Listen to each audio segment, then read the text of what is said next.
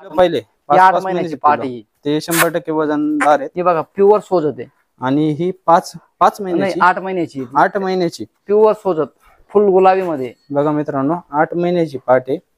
बरं आता हिला लुळे आल्या पाटीला. हो तर बरेच लोक म्हणतात की लुळीवाले आम्हाला नाही पाहिजे, बोकड नाही पाहिजे, विकायला प्रॉब्लेम येतात. आता मला माहितीये की लुळ्यावाले विकले जातात 100%, काय एवढा प्रॉब्लेम येत नाही. तर तुमचा एक अनुभव काय लुळ्यावाल्या बोकडांबद्दल? म्हणजे एखादं गिरायक आलं असेल ना तुमच्याकडे? माझ्याकडे आले दादा, पण शक्यतो असं कोणी सांगितलं नाही मला की लुडीवाला बोकड नको पाहिजे बुवा असं. बरोबर, कारण की घेऊनच गेलेले आहे मला. जे आले ते घेऊन गेलेले आहेत. बरोबर. नमस्कार मित्रांनो, बोकडवाला भाऊ या युट्यूब चॅनलवर तुम्हा सर्वांचं पुन्हा एकदा मनापासून स्वागत.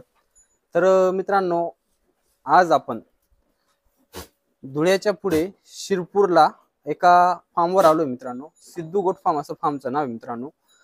सिद्धू गोट फार्म म्हटल्यावर बरेच लोक कसं होतं मित्रांनो, असं वाटतं की एक मे बी पंजाबी व्यक्ती असेल किंवा त्याचा गोट फार्म असेल असं बऱ्याच वेळा वाटतं. पण आपल्या महाराष्ट्रातला फार्म आहे मित्रांनो हा. धुळ्यामध्ये शिरपूर आहे, शिरपूर मधला हा फार्म आहे सिद्धू गोट फार्म. अपंग व्यक्तींचा फार्म आहे मित्रांनो. तर मित्रांनो हे बघा, दादा आणि ते जवळ आले आणि लगेच पिल्लं पण इकडे आलेत बघा. दादांना पातात ओरडणं चालू करून दिले त्यांनी. पूर्णपणे अंगावरची बचत. कसं आहे त्यांची डिलिव्हरी पासून बोकड एवढा मोठा, म्हणजे 6 महिन्याची पिल्ले आहेत मित्रांनो. 5-5, 6-6, 4-4, 3-3 एवढे मोठे करणं म्हणजे दादांच्या अंगावरची पिल्ले आहेत मित्रांनो. एक प्रकारे दादांची मुलं आहेत असं जरी म्हटलं तरी काय अडचण नाही मित्रांनो. आता व्हाईट आईज मध्ये पिल्लो आहे मित्रांनो. समोर दिसलंय, कानाची लांबी बघा. हैदराबादी व्हाईट आईज आहे ना? हो व्हाईट आईज. हैदराबादी मध्ये व्हाईट आईज मध्ये लांब कानी सडक एकदम पिल्लो आले मित्रांनो. बोकड का पाट आहे दादा? ही पाट आहे. ही पाट ही साधारण किती महिन्याची असेल दादा? ही 6 महिन्याची. 6 महिन्याची पूर्ण झाली म्हणजे 5-6 महिन्याची अंदाजे आहे. 5-6 महिन्याची बरोबर. तर मित्रांनो 5 ते 6 महिन्याची पाट आहे सांगायला. बरं, जर एखाद्या व्यक्तीला ही पाट आवडली, आता समजून घ्या मी खरेदी करायला आलोय, याची सांगायची किंमत काय राहील? ही दादा सरासरी मी हिला अबाउट 20,000 देईल. अबाउट 20,000 म्हणजे कमी जास्त काही गेलं तर 20,000च्या आसपास तुम्हाला 20 आरामात पर्यंतच शेळी पैसे काढूनच देणार आहे. हो बरोबर, बिलकुल काय प्रॉब्लेम नाही. कारण की लांब कान आहेत, क्वालिटी आहे. व्हाईट आईज मध्ये व्हाईट आईज आहे.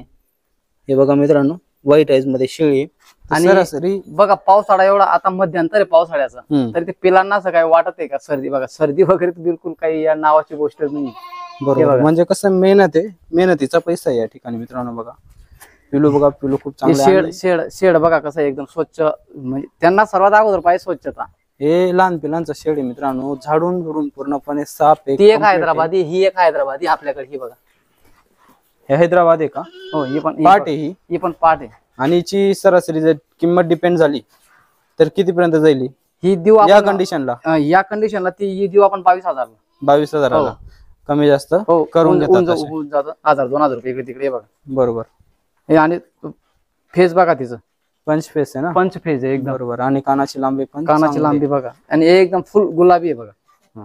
फुल गुलाबी, फुल गुलाबी, सर्वीकडे गुलाबीच आहे ती. बरोबर बरोबर. हे बघा. बरोबर. हा, तर मित्रांनो म्हणजे थोडक्यात कसं माहिती आहे का, क्वालिटी जशी तशी डिपेंड होते या ठिकाणी. आणि खूप जीव लावून लहानाचे मोठे केलेत मित्रांनो पिलं. त्यामुळे कसं आहे, ही किंमत पिलांची राहणारच आहे. खूप चांगल्या क्वालिटीचा माल दादांनी या ठिकाणी जपलेला आहे. हे बघा पिलं बघा, एकदा खूप चांगले पिलं आहेत या ठिकाणी बघा. माल तुम्हाला दाखवतो. बरं दादा, किती पिलं असतील सगळे लहान मोठे? हे आहेत दादा 25 पिलं आहेत इथं. 25 पिलं आहेत इथे 25 आहे. आणि पाठी बोकड किती दादा त्यांच्यामध्ये? याच्यात बोकड असतील तुमचे 7-8 बोकड आहेत. आणि एक 15-16 पाठी आहेत. बरोबर बरोबर. तर मित्रांनो 7-8 बोकड आहेत आणि 15-16 पाठी आहेत. तर या ठिकाणी 12ही महिने फार्मवर विक्री ही चालू राहते. फक्त एक 3 महिन्याच्या पुढचा ना दादा? हो, 3 महिन्याच्या पुढचं पिलू विकतो आपण. 3 महिन्याच्या पुढचाच माल तुम्हाला विक्रीस उपलब्ध होणार आहे. 3 महिन्याच्या आतली पिलं दादा ती विकत नाही. कारण कसं एवढं लहान पिलं ना घेऊन जाऊन ते सांभाळणं सोपं काम नाही. जर तुम्हाला माल आवडला तर 100% दादांना कॉन्टॅक्ट करा. बरं, ऍटलिस्ट महिन्याच्या काठाला फार्म वरून या साईजचे किती पिलं विक्री होतात आपले? मी तुम्हाला ते सांगितलं मागे बोललो बघा. वन टाइम आपण कधी कधी 20-25 पिलं पण विकू शकतो. नाही तर 1-2च विकले जातात. ते पण शक्यतो दर महिन्याला विकले जात नाहीत. कारण की आता जे फार्मर आहेत घेणारे ते पण पावसाळ्यात शक्यतो पिलं वगैरे काही घेत नाही. कारण की पावसाळ्यामध्ये माल सेट करणं सोपं काम नाही राहत एकदम. म्हणजे त्यांना ते फार रिस्क असते मोठ्या प्रमाणावर. बरोबर. मित्रांनो अशा प्रकारे दादा त्यांचं जे काही सेलिंगचं मार्केट आहे हे चालू राहतं. आणि मुळात म्हणजे कसं आहे, नाव होऊन गेलेलं आहे मित्रांनो, क्वालिटी राहते, नाव होऊन गेलेलं आहे बाहेर. जो काही घेणारा व्यक्ती हा डायरेक्टली फार्मवर येतो, दादा आम्हाला असा असा माल पसंत पडलेला आहे आणि तो आम्हाला पाहिजे, तर या किमतीला माल पाहिजे. बरं असं नाही होत का दादा, कधी एखादं वर्ष आहे बघा मालच विकला गेला नाही बा आपला, फार आपले खायचे वांदे होऊन गेले, असं नाही होत का? नाही, तसं ते काय शक्यतो होत नाही दादा. कारण की समजा माल जर नाही विकला गेला ना, तर तो आपण डायरेक्ट माल ईदला विकतो. बकरी ईदला जाणारच आहे. बकरी ईदला आपण बोकड बनवतो. कारण मी तुम्हाला सांगतो ना, क्वालिटी जर डेव्हलप केली आपण तर आपला माल सहज विकला जाऊ शकतो. बघा आता हा जो एक बोकड आहे, हा 7 महिन्याचा बोकड आहे आपला. हा शिंगवाला का? शिंगवाला. हा काळा त्याची शिंगवाला. क्वालिटी बघा, त्याची लेंथ बघा, ग्रोथ बघा. हा आता दाखवतोय हाच ना? हो हो, तोच 7 महिन्याचा पिल्लू आहे. जमुना पारी बोकड आहे तो. बरोबर. तर मित्रांनो 7 महिन्याच्या मानाला पिलाची क्वालिटी बघा, बघ ना एकदा. तर हे बघा, तुम्हाला अंदाज येईल तो आहे तुमचा 30 ते 32 किलोचा बोकड दादा. 32 किलोचा उतरून जाईल का? तर मित्रांनो जिवंत 32 किलोचा उतरून जाईल. ललित थोडा जवळ आहे ना त्याच्या, तर बघा ललितचा अंदाज घेऊ आपण. हाईटचा हिशोब बघा, ललितच्या कमरेपेक्षा थोडासा खाली मित्रांनो 4 बोट. किती महिन्याचा सांगितला? 7 महिन्याचा. 7 महिन्याचा पिलू आहे. त्याची झालर बघा मित्रांनो, चेस्ट बघा. आणि मित्रांनो पंची फेस एकदम क्वालिटी बघा. जमुना पारी आहे. सोजत जमुनापारी क्रॉसिंग का ओरिजिनल जमुना? नाही, जमुना पारी सोजत क्रॉसिंग. सोजत, कारण की क्रॉसिंग आहे. फेस जमुना पारीवर आहे, बाकीचं शरीर सोजत वर गेलं. कान आहे, कान बघा सोजत वर आहे, मागे पूर्ण सोजत वर आहे. बरोबर. तर मित्रांनो आईवर गेलंय त्याचं सोजतचं जमुना पारीवर. पण दादा आता ठीक आहे, मी या व्यवसायात आहे म्हणून मला वाटतं की ठीक आहे, असू शकतं 6-7 महिन्याचा. पण बऱ्याच वेळा तो कोणी सांगेल की 12 महिन्याचा पुढचा बोकड आहे, त्यामुळे आम्हाला दाता दाखवा ना एकदा त्याचे. हे बघा दुधाच्या दाताचा बोकड मित्रांनो, हे बघा,